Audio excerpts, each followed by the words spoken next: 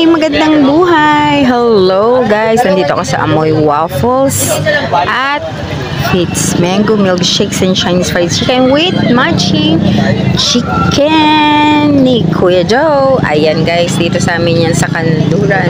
Makikita nyo, meron na siyang mga food hub. Ayan. Ayan, Nandi Alib. Yan, sa tabi ng Nandi Alib.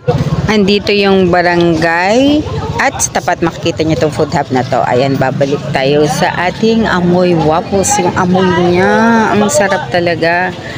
Yan guys, ginagawa na yung ating waffle.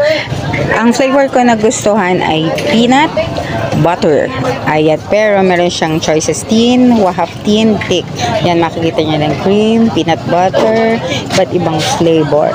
Mango cream, blueberry cream, choco waffle, caramel cream, strawberry, ube, or may cream din na strawberry. Ayan, nauutal na tayo. At pagod na magluto ng lomi. Ayan. Tapos na ang waffle ko. Lalagyan siya ng peanut butter. Wow. At ang gamit pa nila ay Skippies. Ayan guys, lalagay na yung peanut butter. Ang sarap. Yung amoy niya talaga. Kaya siguro amoy waffles. Kasi talagang maring di ka bibili sa bango. Yan, nilagyan niya ng thin na peanut butter. Ayan, malapit na guys. Kumain tayo. Konti na lang. Laki din. Sulit na rin siya sa presyong yun. Kasi ang laki niya eh. Parang pang-apat na tao kasi konti lang naman ako kumain eh.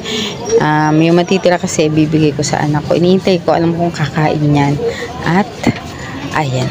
Anong susunod niya ilalagay? Ay, maybe it's the...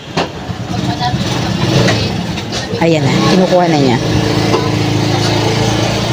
Alam ko kung ano yan guys. Cream yan. Ayan, tama nga. Nakikita nyo guys yung may ilaw sa likod. Meron siya dito ng tambayan paggabi. Kaya yung mga bata makakakain na, makakatambay pa. Kasi malapit din dito yung school ng anak ko. Kaya inaantay ko. Kaya nandito ako. Nakita ko kasi may waffle. Ngayon ko lang ito nakita ang open. Yan, ang galing-galing naman ilagay. Ang cream, nakakagutom na. Yan. Mukhang iaabot na sa akin. Aantayin ko na. Pero hindi inabot sa akin. Saan kaya ako dadalhin? Okay. Pupunta ako doon sa gilid. Okay, sundan natin. Parang medyo pinahirapan pa ako ng konti. Ayan. Ayan. Diyan nilagay. So, diyan ako kain. Ang ganda naman ng likod nito. Tambayan talaga ng mga estudyante. Mga teacher. Ayan. Nakikita nyo.